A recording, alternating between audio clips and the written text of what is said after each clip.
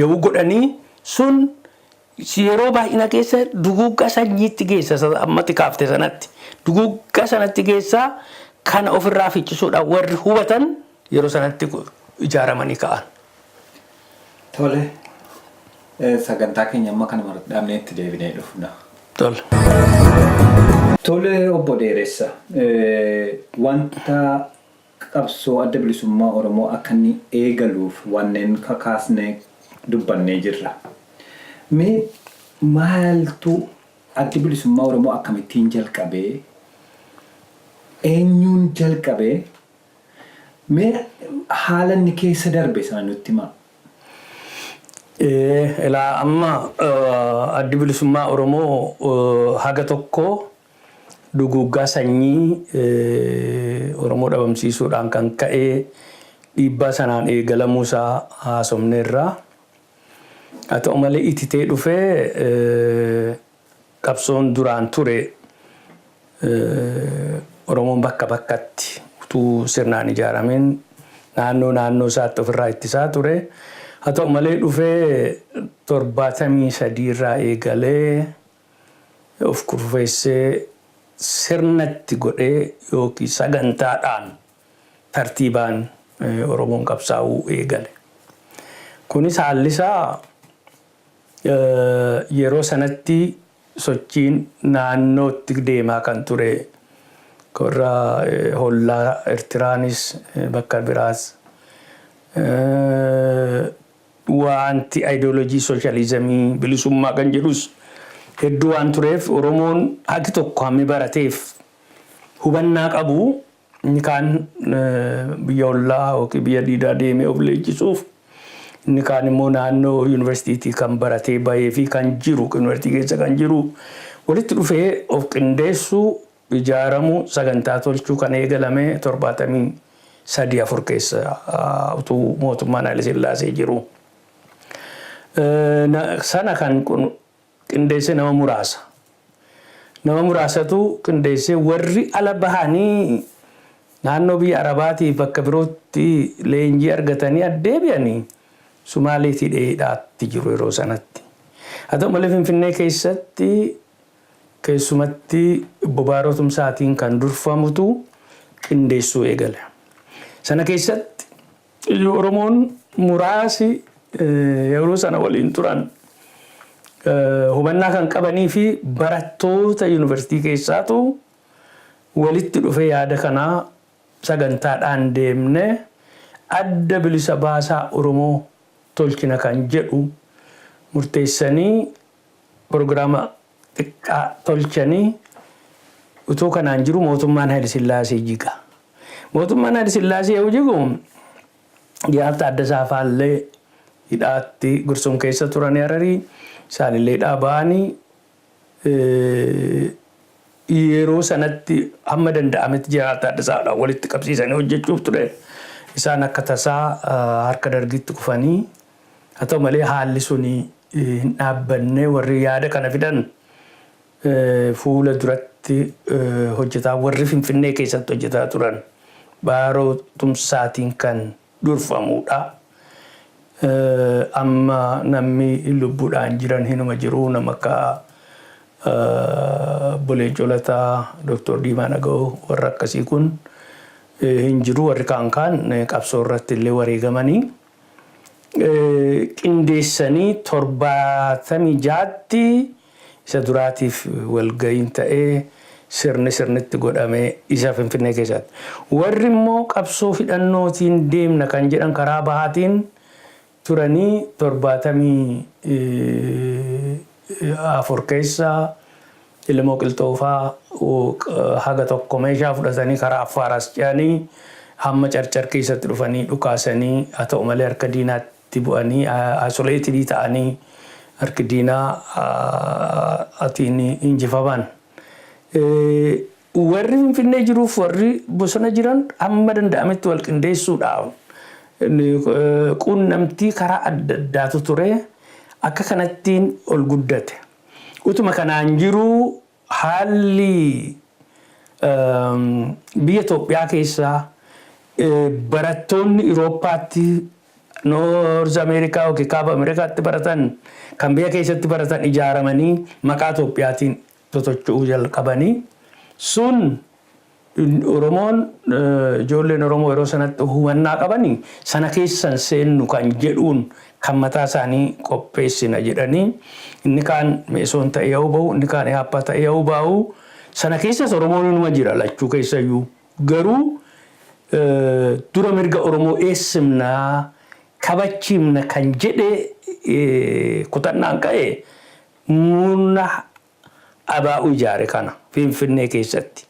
Warra bosona jiranis immoo quunnamaa turan keessumatti bosona yennu karaa Harariin karaa istii warra turan baharratti hamma Moqaadishootti mootummaa Jaarbaarree yeroo sana rakkina mootummaa Itoophiyaa wajjin qabu Dargii wajjin qabullee quunnamanii namootatti erganii haa ta'u malee rakkina gurguddaatu dhalatee Jaarbaarreen guddina Oromoo waan hin jaallanneef warra ergaman nama ja'atu dhaqee jara sana hidhanii warri kaanis itti daddabalamanii hidhame. Haa ta'u malee wanti sun bakka sanatti hin dhaabbanne ittuma fufee jajjabaataa dhufee hamma 77 ganna naannoo Oogostinatti fakkaata ammasitti humni addaa asitti ijaaramee Finfinnee keessatti ijaaramee sana duuba dhaqanii bosonatti itti dabalaman yeroo sanatti Magarsaa barii sojaanii waamu isatu dhaqee dura taa'aa ta'ee filamee kan isaatti dabalamanii qabsoon akka kanatti tartiibaan dhufa. Isa duratti waan adda addaa qopheessuun isin ture youth wing yookiis jaarmaa kaa'imman kan jedhu amma afaan ammaatti qeerroo yoo inni hin fudhatama warri ijaaraman ijoollee yuunivarsiitiitu turanii organiidhuma kan OLF waraqaa akka bakkalchaallee qopheessuun Finfinnee keessatti ture kan warri qeerroo yookiis dargaggoonni qopheessan warraaqa kan jedhamutu ture wanti sun hedduu gargaare warra qabsoo Oromoo dura dhaabbatu sana akka isaan keessan seenne ijoolleen Oromoos immoo dhaqanii kan biraatti dirmanii kan biraa keessatti akka hin fudhatamne fookasii kan qabsoo Oromoo irratti akka hojjetu baay'ina hin qabu garuu kutannoodhaan nama muraasi hojjetamaa ture. Kun 1973 hamma 77 gara dhumaatti Finfinnee keessatti sochii kanaan waraqaa kanaan nama qindeessaa rakkina guddaadhaan ikoonomiin qabu gargaarsa tokko malee determination kutannoodhaan keessumaa ijoollee naannoo yuunivarsiitii turan kana qopheessaa turan. Hedduu gaariidha.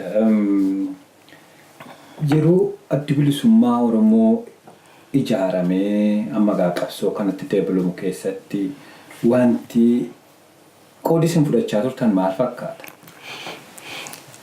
Yeroo sanatti nuti dargiin zamachaa waan jedhamu duula waan jedhamu baasee barattoota senior high school gara olaanii jiran 11 yuunivarsiitii guutummaa amata lamaaf waggaa lamaaf akka hin baranne ba'anii akka barsiisan kan jedhu silallee kaaseera. Yeroo sana baanee ala turree hedduun keenya dhiibnee deebinee warri kaan qabsoodhuma kanaadhanii gara Moqaadishootti ergamanii kan nama ja'an durfamu kitaaba barreeffame keessatti barreeffameera nama Mo'ee Abdootiin kan jedhamu kan durfamu nama ja'asaanii dhaqanii isaan hidhaatti seenanii nu warri hafnee jirru immoo namni hagi tokko bakka zamachaa adda addaa duula sanarraa gallee Finfinnee keessattuu taa'aa jirru waan kana akka ijaarruuf yaadi Bobaaroo Tumsaa biraa dhufee waan kana akka qopheessinu waan tokko faasilitii tokko sunu tolfamee qopheessinee nuti nama 6 turre. Tokkoffaan Mitikkuu Tarfaasaa nama jedhamu Badhoo Dachaasaati. Ana mataa kan kootii Daawud Ibsaa yookiin Firee Ibsaa amma abaa'oo shanee geggeessu. Dambii Disaasaa nama jedhamu. Abeel Mitikkuu nama jedhamu. Nama 6 kana taanee waan kana eegallee warraaqa kan jedhu isa duraatiif maqaa Oromootiin mata duree isaallee qubeedhumaan barreessinee qubee Saabiyaaniitu hin ta'in warraaqa kan jedhu baasuu eegallee kanaan hojjetaa turre. Sun yawuchi baamnu bakka hundumaatti facaafna. Jimma, Wallagga, Baalee hamma Booranaatti, Harar guyyuma tokkotti facaafna. Namoota hin qabna. Eerfoorsii keessaa nama qabna, Armii keessaa nama qabna. Isaanittis guyyuma tokkotti goodeedhaan Asmaraan baafnee facaasaa turre. Waraqaa kun baay'ee nama atiraaktii godhee ofitti harkisee maaliif rakkina Oromoo dubbata. Afaan Amaaraatiin barreeffama, qubee Amaaraatiin barreeffama. Kanatu hojjetaa jirru. Lama baafnee sadaffaa irratti Dargii fi Yaappaa Mi'eessoon yeroo sana dhaaba Oromoo warra hin taane sanarratti dhaabbii keenya fudhannaa jennee gaafa kaanu namni 2 nu keessaa bahan. Namni 2 kun tokko Mitikkuu Tarfaasaa nama jedhamu, Dambii Disaasaa nama jedhamu. Jarri kun utuma nu wajjin jiranii Mi'eessoon keessa jiru nu hin barre. Mi'eessoon keessa galuu hin qabu. Yaappaadhaaf Dargii abaaruu dandeenya kan jedhu. Lakkiila sadanuu garaagarummaa hin qabu Oromoodhaaf kan jedhu wal morminee waraqaan sun ba'uu hin qabu kan jedhu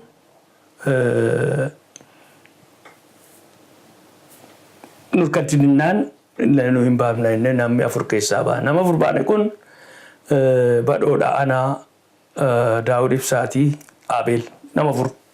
Nama 4 taanee keessaa baanee waan sanatti fufne hooma keenya. Amma ijoolleen keenya hedduun gara Moqaadishoo jiru. Namni muraasni kaan immoo Mi'eessoonitti galee, kaan Yaappaatti galee.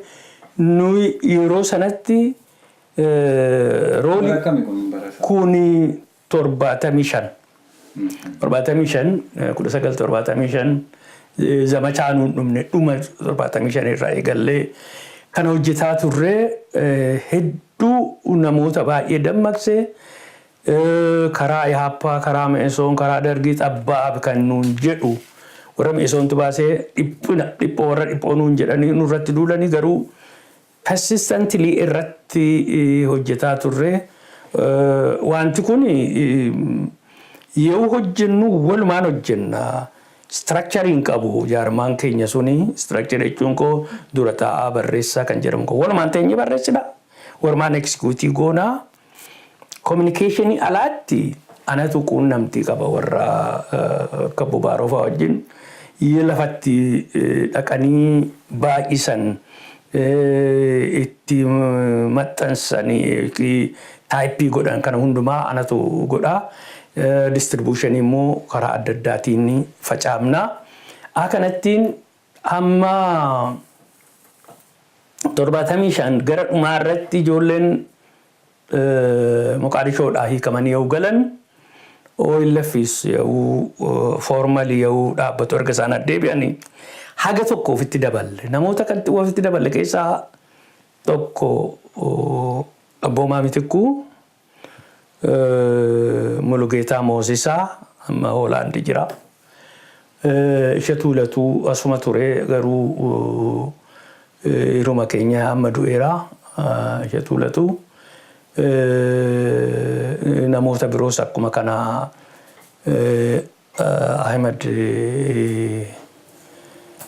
kan jedhamu tokko, Ahmed Hasan kan jedhamu tokkos ofitti daballee ammas mucayyoon tokko turte.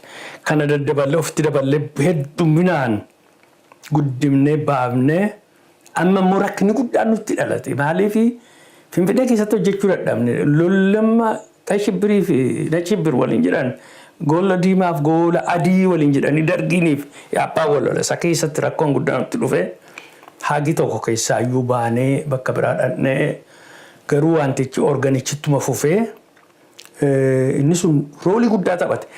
Utuu kunaan jiru bakkalcha kan qopheessanis immoo murni tokko kan gadaa Gammadaa Hogii Damisee Tacaanee sana keessatti badhoollee nurraa ergifatanii badhoonni wajjin jira badhoo Dachaasaa Abbaan Caalaas keessa ture isaan immoo bakkalcha sana qopheessaa turanii booddee bakkalchaa guutummaadhumatti bosonatti dhaqee sagalee bosonaa kan jedhuudhaani bakkalchis gara bahaatti qophaa'aa ture. Erga nuun keessaa dhiibnee yookiis hojiidhaaf bakka biraa deemnee warra asitti hafan warraadha kana itti fufanii hojjetaa turan. Sana keessatti qoba qaba. Bakkalchas numatu distribuushinii isaa qindeessuu isaa keessas numa turre walumaan hojjenna. Maaliifi giruuppiidhumaan gartuudhaan hojjenna malee qooda hojii waliin kennaan hin turre nama muraasa waan ta'eef wal hubannaa gaa waan qabuuf isa kana hojjetamaa turre jechaadha. Haa ta'u malee roolii sana keessatti garuu hedduu kan nu gargaaraa ture kan qindeessaa ture kan faayinaansiin isa maalis haa ta'u utuu baarootumsaa hin jiraanne waa tokko hojjechuu hin danda'amu ture. Tole. Yeroo sana keessatti amma yeroo waan kana hojjettan kana afaan Amaaraatiin immoo afaan Oromootiin hojjettu? Akka dhagahamuu fi yeroo sanatti qubee baranneerra nuyi haki tokko.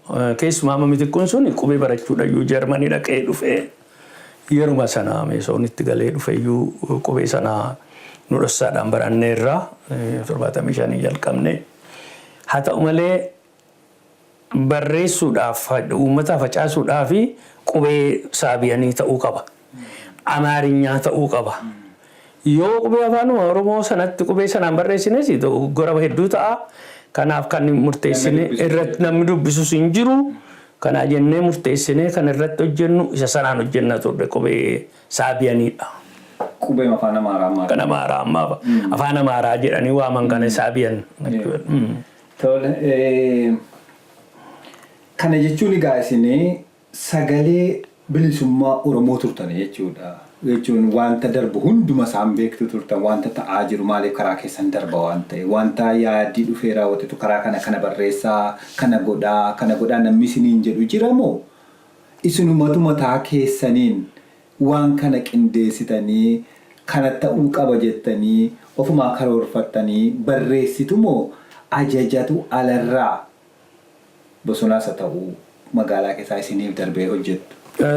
Kuni gaaffii hedduu bareedaadha. Maaliifi yeroo kanatti dhuguma nuyi jaarmiyaan ititaan jira daarektiivsii kan kennu barruudhaan isa ta'u maaliin isa ta'u kan jedhu yeroo sanatti gaa sana ta'in turre. Garuu haalli jiru maanni odeeffannoo guyyaa guyyaadhaan mootummaa biraasa ta'u internationally ofii keenyaas hin qorannaa mootummaa biraa keessumatti kan mootummicha mormus kan mootummicha deeggaru biraas odeeffannoo guyyaa guyyaadhaan argina. Tokko yeroo sanatti baarootumsaa mootummaa keessa waan hojjetan qabu dirjitu waan jedhamu keessa waan achi keessatti hojjetamu mara torbanitti si'a 2 si'a 3 cuunfee nuu kenna. Isarra dhaabbanneetu odeeffannoo arganne sanarra dhaabbannee isaa hojiitti hin da'ichaadha. Lammaffaa ofii keenyaas waan warri biraa hojjetan yaappaan asitti waa hojjetaa jira. Meesoon achitti waa hojjetaa jira. Akkaataa jarri kun konsistensiin isaa irratti san Oromoo irratti fookasiin hundinuu nummoo sanarraa akka hamaatti irraa dhoowwaa turre. Kan biraa maqaadhaaf akka ogobora fakkaattee kan jiraattu waan caati jedhamu tokko turte Isheenis akkuma sanarraa dhoowwiti turte naannoo fakkeenyaaf yeroo sanatti Yaappaanis ta'e Meesoon Arsiifaa keessa seenuu hin dandeenye. Wallagga keessatti Yaappaan seenuu hin dandeenye Meesoon immoo akka jirutti sana qabatee jira. Nu sanas hundumaa chaalenjii gooneetu jara sana keessa dabarree Meesoon keessas Yaappaa keessas bakka isaan jiranitti gufuutti ta'aa turre akka isaan uummata Oromoo kana dogoggorsiisanii karaa hin taanerraa keessumaa youth ijoollee qeerroo yeroo sana jiran ijoollee haaskuulii baratan yuunivarsiitii baratan muraasa yoo ta'u malee xiqqoo akka dammaqan godhamee sun hedduu gargaaree kanaafi akka gaaffii keetiitti directly kana godhaatu hin jedhin odeeffannoo sana keessaa asii lafarraas fudhannee isachi fudhannee sana keessa cuufnee mataa isaatti tolchinee irratti barreessinee facaafne. Gufuu guddaatti taane jaratti. Lakkee wanta kana gaafadhee kan qaba maaliif jennaani odeeffannoon akkaataatti sassaabamu akkaataatti qindaa'u fi akkaataatti tamsa'uu qaba. Tarii wanta kana jedhee kan qaba. Dogoggorri yeroo sana hojjetametu qabsoo Oromoo kana bittinneessee laata. Maaliif jennaan yoo odeeffannoon sirnaan sassaabame qindaa'ee bakka kallattiin ilaaltutti yoo hin tamsaane akkuma barbaade ta'eetu namni karaa barbaade hiikkata odeeffannoon waaltawaa hin taane immoo sana. Kanaaf mee namootii isin keessaa yeroo sana odeeffannoo tamsaasaa turan ogummaa waa'ee odeeffannoo funaanuu qindeessuutii fi tamsaasuu qabu jira ammoo haaluma yeroo sanaatu kanaaf namaan ayyamu. Dogoggora kan jedhamu jiraachuun turre maaliif yeroo sanatti nuti waan kana keessatti qooda kan fudhannu bakka hundumaati bakka barbaachisurraa quunnamtii qabna. Waan Harartti Dirreedawaatti ta'aa jiru Cirootti ta'aa jiru guyyaa guyyaadhaan arganna sas. Militarii keessatti illee waan ta'aa jiru Airforce keessatti waan ta'aa jiru hin arganna. Kanaaf isa sana wal hubannaa akkama politikaan kun babal'atee namnillee wal shakkuu wal hubannaa dhabee miti. Namni hedduu wal deeggaraa hedduu wal jaallataa wal kabajaa wal amanaa amantaa guddaatu jira namoota gidduu sun hedduu jabeesse malee dogoggorrii sanarraa kan maddee miti. Duubatti dogoggorrii yoo jiraatee yeroo baay'ina keessa wanti xiqqaadhaan erga magaalaadhaa gara bosonaatti ba'amee dogoggorri tokko qabsoo Oromoo erga itituu ga'e kan dhalateedhaan malee yeroo sanatti miti. Yeroo sanatti premature hin bilchaanne namoota ijaaruu miila keenyaan deemnee Piyaassaa ka'ee namni tokko Kaazaanchis ka'ee hamma Gullalleetti hamma Askootti miila isaatiin deemee nama hojjetutu ture. Yoo wanti dadhaban. Salaalee keessaa baanee amma ji'a tokko caalaan ture Salaalee keessa. Bakka hundumaa yeroo sanatti 75. Asallaa, Jimma, Naqamte, Gimbii, Iluu Abboor, Goree amma Goreetti. Harar, Ciroo, Dirreedawaa kana hundumaa Baalee nama erginu qabna.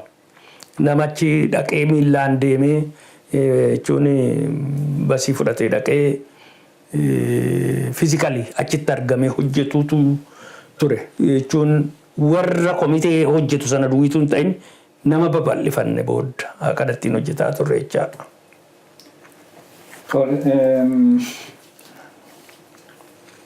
Kana akkuma kanattiin dhiisnee amma seenaa hedduu keessa darbee addi bilisummaa Oromoo of ijaaramee bosonattis galuun dhufe. Bosonaas bahuun dhufe. Seerri biyya keessatti ijaarame 91 jechuudha. Haala yeroo sana waan quba qabdu isinillee mana dhaatuttanii yoo waan dhageessanii yookaan waan isinitti himame qabame tartiibuma isaarraa ka'aatii wanta dhufe akkamittiin akka mootummaa ce'umsaa galuu danda'anii mootummaa ce'umsaa keessatti immoo maaltu akka ta'aa ture tokko haasaa nutti himame. Utuu mootummaa transitional yookiin mootummaa ce'umsaa hin ga'iniin dura rakkina isaan dura abaa'uu mudatetu ture. Tokko dursee namoonni bebbeekamooni bosona seenanii waan kana qajeelchuu danda'anii nama akka Baaroo Tumsaa, Magarsaa Barii fakkaatan dursee Baarootu balaan irra ga'ee wareegame. Waggaa tokko booda immoo yeroo muraasa booda koreen hojii geggeessitu 180 bosona jiran hojii wayitiif namni muraasii gara Moqaadishoo waan jiraniif gara sana jechuudhaani wal guraniitu deemanii karaatti humna shiftaa warra Ogaadeniin wareegaman. Isaan keessaa dura taa'aa qabsichaa Magarsaa Barii, barreessaa Gadaa Gammadaa yookiin Tacaanee Damisee Tacaanee, Higgazuu Bantii, Abboomaa Mitikkuu fi warri biroos Ejjiguutiif yookiin hojjetaa hojii koree hojii geggeessituu keessaa walumaa galatti gara nama 11 bakka tokkotti warri shiftaan kun ajjeesanii ijoollee gara bahaa keessaa kan turanii amantiin keessa maqaan keessa warri Islaama taatan as ba'a warra kaan irraa naan ba'an walumaan dhumnaanii dhumatan. Sun setbaakii yookiin duuba deebisee jechaadha. Duraanii nama akka Baaroo Tumsaa yoo dhabamu Badhoo Dachaasaa innis achumaan dabalee jarri kun yoo dhumatan waanuma dhumate fakkaate jechaadha. Utuma kanaan jirru sanatu cinqamaa jirru Finfinnee keessatti kan ijaarame maadheen qabsoo bilisummaa Oromoo sirnaan ijaarame garuu gara caalaa university based kan ta'e komitee gara nama 7 kan of keessaa qabu akkuma jirutti security'n mootummaa bira ga'ee basaasii namoota qabe yoo qabu hin hambifne nama hojiirra jiru hundumaa ministeerri kan ta'e hundumaa nama Oromoo dubartii dhiira qeesii sheekota tuunafin Finfinnee keessa taragee qabee yoo xiqqaate gara nama 200tti kan tilmaamamu hidhee isaan keessaa kun egaa 80 Januaarii keessa hidhamee isa keessa hidhamne hedduun keenya hidhamne sun duubatti deebisee qabsicha dabalee sadarkaa sadaffaatti duubatti deebisee aktivistii kan ta'e hojii kan hojjetu ijoollee umuriidhaan xixiqqaa university student kan fakkaatutu hidhaatti namni gara waggaa 10tiif. Illee futuu kanaan jiru ogaanni rakkina kan biroo amma karaa dhiyaas banatee waan jiru karaa sanatti warri yeroo sanallee baanii dhaquu danda'an turanii Daawud Ibsaa yeroo sana baqatee universitii irraa baqatee gara sanatti baqatee hidhaa baqatee utuu hin qabamin dhagi tokko karaa bahaa kanas warri bahan turanii hedduun keenya hidhaatti nam'ine hojii irraa jirra turre hagi tokko hojiirumarraa ministeerota bulchiinsota kan hojjetan managerials businessmen warra qabeenya qaban hundumaa hidhanii torchillee nu godhanii rakkoo guddaa keessaa naannoo waggaa 10 waggaa 7 walakkaa amma waggaa 11 13tti hidhame namni sadarkaadhaani. Amma biyya keessatti vaakiyuumii yookiin duwwaa ta'ee sochiin qabsoo bilisummaa Oromoo kan inni itti jajjabaatee ture naannoo yuunivarsiitiidhaan karaa warra biizinasiis karaa Finfinnee keessa duwwaa ta'ee rakkoo guddaa dhalate. Yeroo sanatti OLF immoo yookiin ABO'n bahaaf dhiyaatti jira.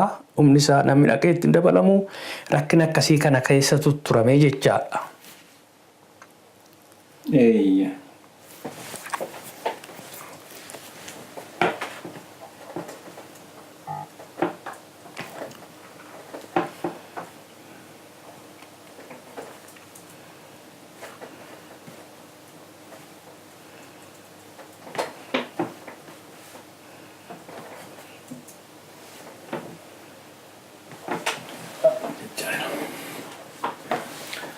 Tole amma gaawwan mootummaa ce'umsaa ni sin gaafadhee ture akkaataan mootummaa ce'umsaa dura waan ture natti himtani. Mee haala mootummaa ce'umsaa keessa ture sana xiqqoosee waan yeroo sana bakka sana turtaniif nuu ibsaa. Utuu kanaan jiru dhuguma sana biraan geenyesa dura haala ture ni hime. Mootummaan Dargii 89 eegalee baay'ee dadhabaa ture. Ofuma isaatii miidhaa ture. Jeneraaloota isaa ajjeesaa ture. Korrapshiniitti baay'ate. Qabsaa'onni keessumatti karaa warra Eertiraa Shaabiyaa itti jabaate. Ijoolleen Tigraayis karaa adda addaatti jabaatee OLFs karaa bahaaf dhiyaan haga tokko jabaataa dhufe. Mootummaan Dargii yeroo gabaabaa keessatti kufa. Yeroo mootummaan Dargii kufu ABO'n akka warra karaa Shaabiyaatiin hoogganamu jamna guddaa hin qabu ture. Haa ta'u malee dhugaa qaba, deeggarsa qaba uummata biraa. Dhufee akka dirqamaan qooda fudhatu godhamuun isaa beekamaadha. Kun haasa'amaa ture. London konferensii irrattis maqaaf argame. Dhufanii yoo seenanii qophiin hin turre. Namni hedduun isa fa'aa keessa ture. Nama muraasa hidhaa bahe kanaafi tokko duwwiitu hubannaa qaba malee waan OLF hubannaa namni hin qabu. Haa ta'u malee OLF yoo dhufee garuu 91 waan hedduu baraare.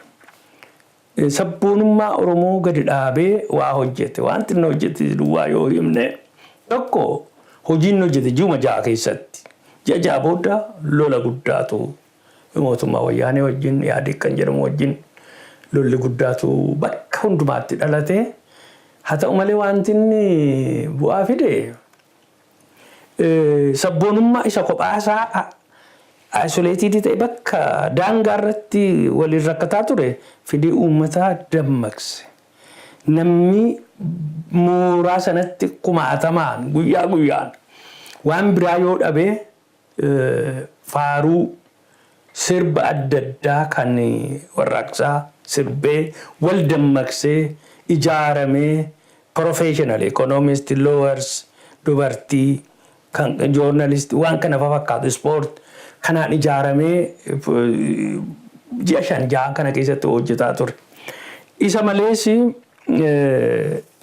qubeen har'aattiin dhimma ba'amu kun qubeen afaan Oromootiin Laatiniin qophaa'e kun yeroo sanatti akka inni hojiirra oolu kariikulamiin sanaan akka qophaa'u godhamee effectively sirnaan hojiirra tokko kan ooleessa. Oromoon daangaa hamma daangaatti wal hubachuu danda'e.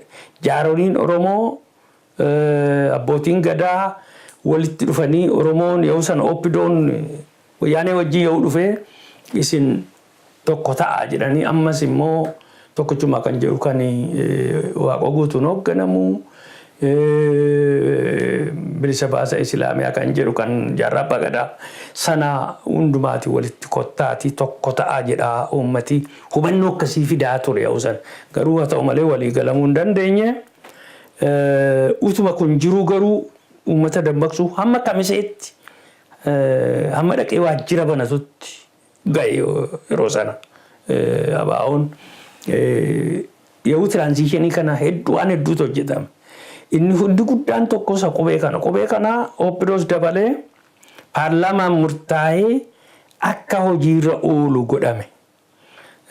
Ji'a jaha keessatti warra kariikulamuu kana qindeessuuf qopheessu keessan turanii ji'a jaha keessatti effektiivili kifilii tokko hamma 7tti hiinne amma 8tti hiinne afaan sabjektii yookiin barumsa gosa barumsaa hundumaan yeroo sanatti afaan Amaaraatiin kan barsiisantu ture warra gadii ji'oogiraafiin dadhaban warra Amaaraa ji'oogiraafii afaan Amaaraatti dadhaban nu garuu maaliif Oromoon inni Hararii dhufuu inni Kibbaa dhufuu inni Kaabaa dhufuu terminoloojii yookiin jechoota tokko waan qabuuf heddummaa waan qabuuf rich vocabulary jedhan isa waan qabuuf tokko rakkoo tokko malee ji'oogiraafii illee hiikameetu hojiirra oolee namni jaalala guddaadhaan mindaa malee itti du'ee hojjetaa bahee hojiirra oolame tokko isa yeroo sana yeroo lammaffaa immoo ijoolleen yuunivarsiitii ta'uu hojjetaa ta'uu hojii dhiisee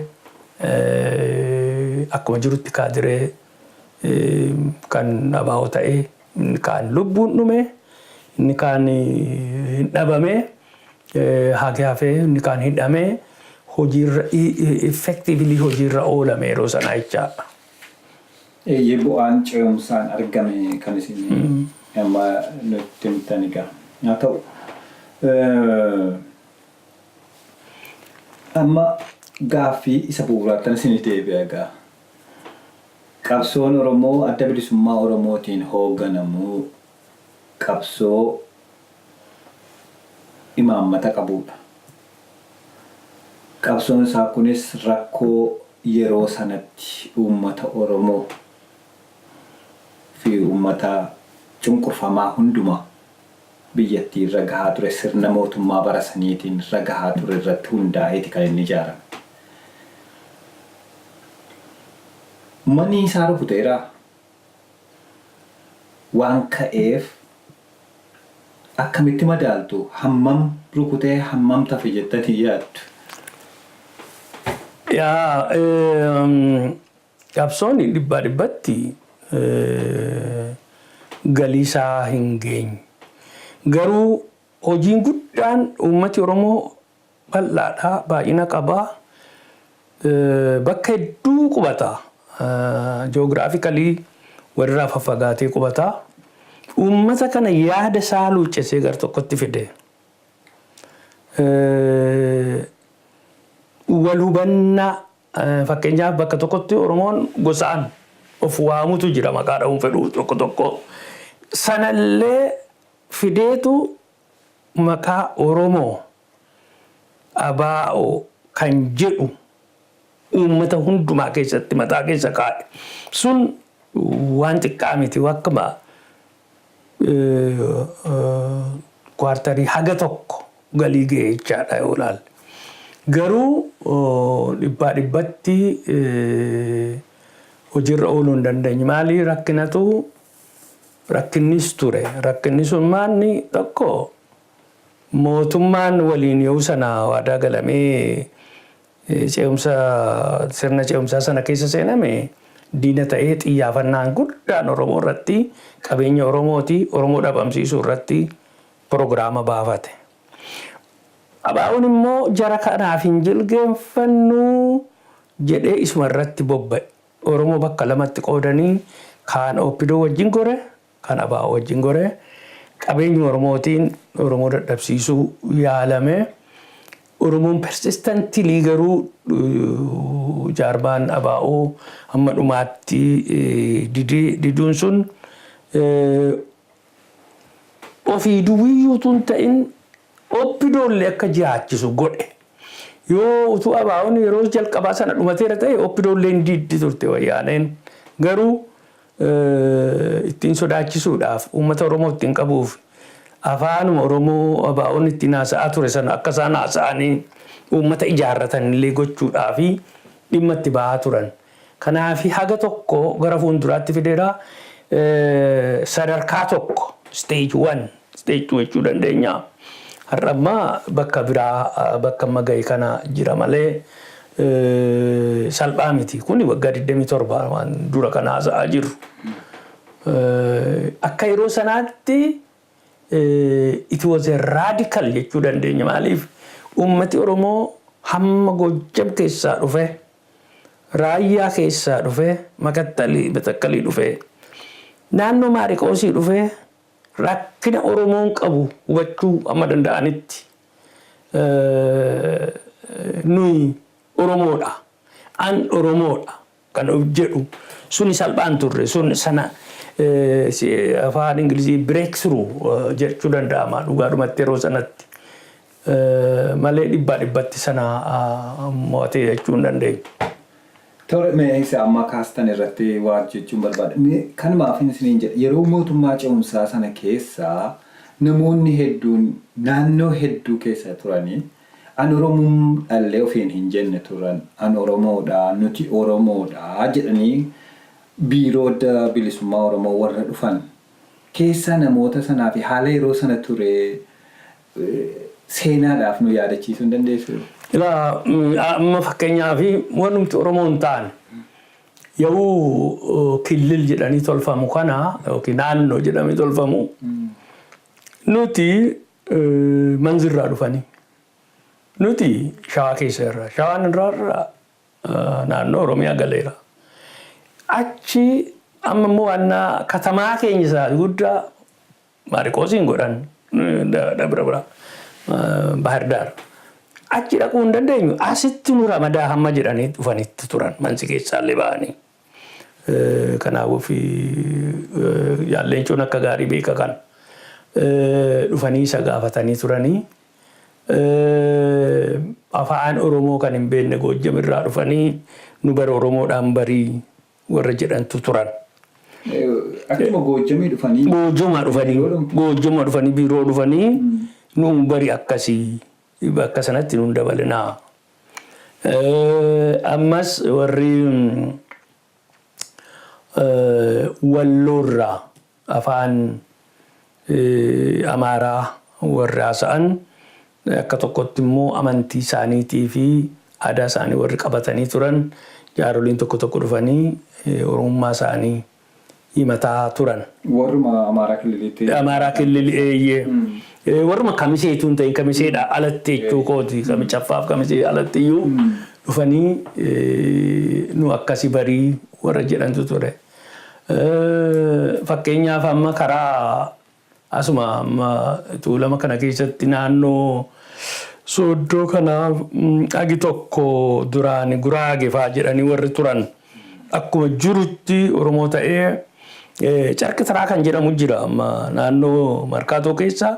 Carqi Taraa kana kan nagadu akkuma jirutti Guraagota Misaan Oromoo. Warra hagisuun dhufee akkuma jirutti abaa wajjin contributionis qooda isaanii ba'aa turanii. Baay'ee humna OLF qabu sana deeggaranii walii wajjin dhaabbachuudhaaf hawwii guddaatu ture. OLF illee yeroo sanatti rakkinni adda addaa jiraatu malee dimokiraatikali waan tokko eegaallee ture. Mirga namootaa fakkeenyaaf warra amantii ta'uu amantii adda addaa qaba Oromoon sana hundumaa wal qixa fuudhanii waliin haasa'u obsaa ta'anii jaaronni Oromoo bakka adda addaatii dhufu kun dheeraa haasa'aa ta'anii wal hogganoonni gara caalaa biiroo kan ture Yaallencoo waliin haasa'aa turan Booranarraa Finnee Gujiirraa kun hundinuu dhufanii hubannaa wal fakkaataa uummata diddiimaa kana fa'aatu jira gara oliitii kan dhufu kana fa'aa Amaara fa'aa warra seenanuu warra jedhantu turan yoo sana nutti himan. Abaa'oon kun Amaara afaan Oromoo haasofsiisee sirbisiisa akka jedhanitti haasa'an. Summaanni walitti fide lammaffaa immoo koreeti ijaarame. Koreen maanguddootaa Booranarraa, Gujiirraa, Hararrirraa, Jimma, Lubbaaboor, Wallagga, Shawaa, Baalee, Arsii, Wallurraa walitti dhufamee ijaarameetu waan tokko qindeessuu, Oromoo araarsuu kana kanarratti wal hubannaa uume. Tole akkuma isin jettan namoonni bakka adda addaarraa keessumaayyuu gara Goojjamirraa, Shawaa keessaas, Walloo keessaas warrumtii Oromoon akka Oromummaa isaanii ofiinis ofirraanfatanii turan. Dhufanii adda bilisummaa Oromoon nuti lakkii Oromoodha. Nuti Oromoo wajjin hin jiraanna. Hidda tokko ka jedhu dhiyeessanii turan adda bilisummaa Oromoo akkasii nutti hin taane. Deebiin adda bilisummaa Oromoo maal ture yeroo sana? Akkamitti deebisa ture? Hedduu isaaniitiif waanuma isaan fedhuma isaanii tole jiran deebisaafii turan.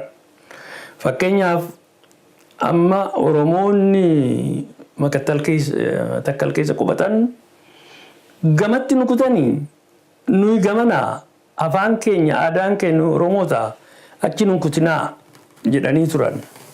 Sana mootummaa federaalaa kan geggeessu yeroo sanatti gara caalaa humna kan qabu Wayyaaneedha. Irratti dubbannee isinii fi murteessinatuu jedhanii hojiirra oolle lolli dhalatee hammeenya adda addaatiin lammaffaa piroogiraamii mootummaan TPLF keessumatti geggeessu Oromoo xiqqeessuu, daangaa isaa xiqqeessuu gisee tokko maal jedhe namatu sana bakka sana Oromiyaatti daballe Oromiyaarraa hin kutu malee itti dabaluu jedhe Mallas. Irraa kutu malee bal'ate irraa kutu malee irraa itti dabaluu hamma jedhanitti deemanii warra Takkal fuudhanii Goojjamirraas waa kutanii isa kaan Beenshaangul waan jedhamutti tolchanii achi dabalan. Asii karaa beegiitiin dhibbatti cufan Beenshaangulii fi Gambeela walitti baasan dhibbatti cufanii booda uummati referendamiidhaan gaafatee haga tokko daangaa Sudaanitti baasan malee duraan beekaa cufan. Maaliif itti marsuu? Har'ama Jijjigaatti rakkoonni dhalate kana hundumaa Jijjigaan kan Oromoo ta'uutu beekanii Jijjigaa ta'uu qaba annaan katamaa isaanii affinnadhanii isaan immoo darbanii iyyuu akka isaanii iyyuu du'aa falmatan shira sana hundumaa kan hojjetaa ture ijoollee Tigraayitii TPLF geggeessan turan. Tole amma haala mul'aturraa addi bilisummaa Oromoo qabsoon inni geggeessaa ture dhabamarraa of hambisuudha.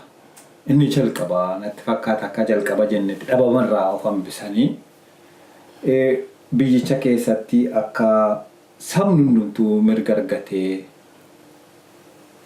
karaa nagaatiin waliin jiraatu gochuu fakkaata. Moo waan biraatu jira amma adda bilisummaa Oromootti hin deebisa ammas. Maaliif sagantaan sun yoo akka amma jedhamu taanaan waldaa Maccaa Tuulamaarraa adda bilisummaa Oromoo dhufee jennaani. Maal hojjechaa ture adda bilisummaa Oromoo waldaa Maccaa Tuulamaa jedhanii ol gaafachuutu dhufa. Maaliif achi keessaa dhufe kaa? Waldaan Maccaa Tuulamaa mana barnootaa baasuudha, social service kennuudha uummataaf. Waanuma karaa infrastructure baasuu, iskuula barnuu, waan akkasii kanarratti hojjechuudhaa fi social justice waan akkasii natti fakkaata wanta inni irra guddaa focus godhe maleessaa waan uummata adda adda qooduutii fi lafa adda adda baasuu natti hin fakkaatu ture. akkasitti subadhaan.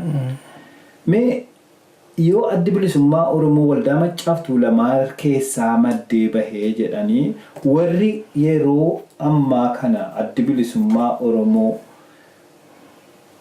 walabummaa Oromiyaa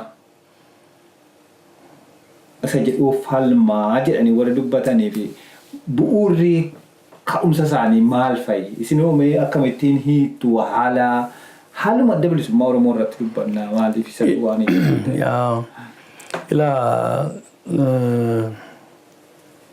dubbiinsaa is a continuation wal qabatee kan dhufedha. Irra deddeebinee haasofne diddaa fincila diddaa hacuuccaa miidhaa ofirraa ittisuuti. Of jiraachisuutis. Isa kanatu gangalatee gara Noorsiitii Walloo eegalee gangalataa dhufe sila kaamne irraa. Yoo dhufee gara 90 keessa gara 60 kana keessa 1960 keessa 58 kana keessa qabsoon bakka lamatti dhiibbaa ofirraa kan godhaa ture tokko Maccaaf Tuulamaa Baaleedha tokko immoo. Jarri kun isuma gangalataa dhufe sanati bifa adda addaatiin waa goggodhan jechaadha. Bifa adda addaatiin. Baay'ee murteessoodha sana keessaa. Sududumaan daarektii isa keessaa bahitu hin ta'in yaada isaa keessaa madda. Namoonni Maccaaf Tuulamaa keessatti qooda fudhataa turan hedduun isaanii hidhamanii exiled ta'an hin ba'an fa'aa deemanii kaan hin ajjeefaman.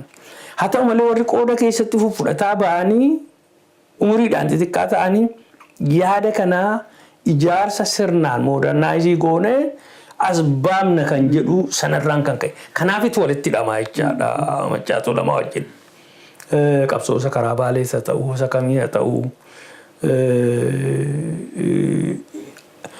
yaada ture waa tattaaffii adda addaa Hussein Soraafaa fakkeenyaaf Yemenitti Ibnaagi kan jedhu qabsoo Itoophiyaa kan wal qabatu tolchan. Isaan kun hundumtuu qabsoo Baalee sana keessaa bahe Hussein Soraafaa. Bakka adda addaatti namni tattaafataa ture jechaadha.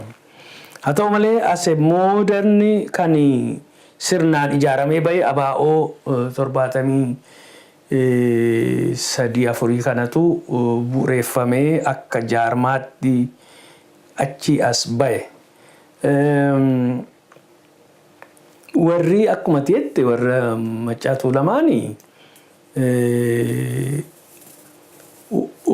waan humanitarian yookiin NGO fa'ii fakkaatee uummata gargaaruudhaaf barsiisuu karaa hojjechuu fayyaa kan kana fakkaatudha.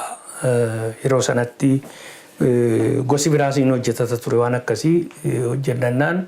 Haa ta'u malee sana fakkaatu malee Oromoo walitti yoo dhufu mootummicha rifachiisa, siyaasa kaasa, mirga kaasa. Oromoon kophaatti mirga kaasu jechuun biyya sana tochoosa. Akkuma haala amma keessa jiru kana fakkaata. So isa sana sodaatanii jara kana politikaatti deemaa jirtu jedhanii namootuma isaanii wajjin hojjetaa jiru. Isaaniif hojjetaa jiran hidhan.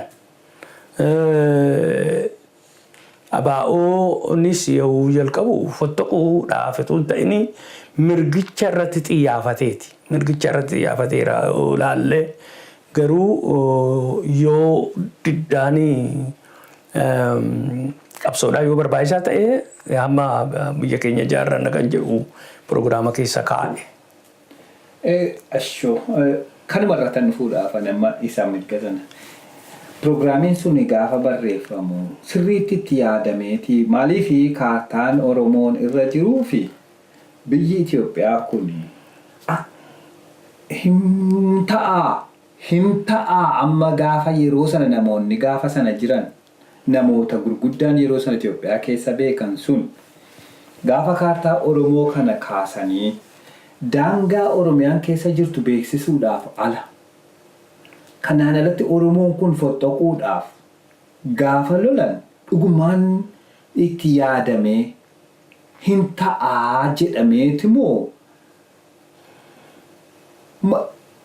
hin deemaame yaada yeroo sana ture natti maaliif har'a taa'ee waa miti bar achi garanaani waan jira walaayittaatu jira ala jira shakkichootu jira ala jira gambeelatu jira ala jira hammi kun biyyan hojjetadhaa jedhee ka'een beeku hin qabu yeroo sana biyyi kun Addis Ababaa dhufu Finfinneedhuma dhufu gaafa addi bilisummaa Oromoo ammatu bilisoome Oromiyaa kana kutatee keessaa bahu saboota kanaaf hinuma gatamu moo saboota kana immoo Oromootu yookaan Oromiyaatu deebisee qabata akkamitti yaadeetu sagantaan sun ta'uu danda'ime nutti maaliif baay'ee dubbachuutu gaarii.